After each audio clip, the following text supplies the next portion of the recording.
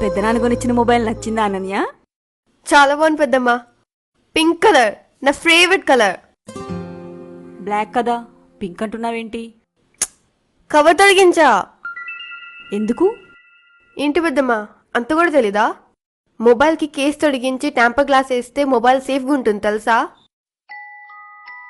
మాకు పూర్తిగా తెలుసు, మీకు సగం మాత్రమే తెలుసు.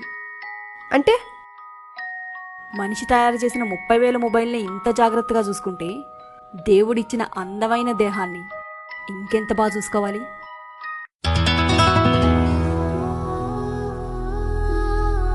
ఓకే పెద్దమ్మా.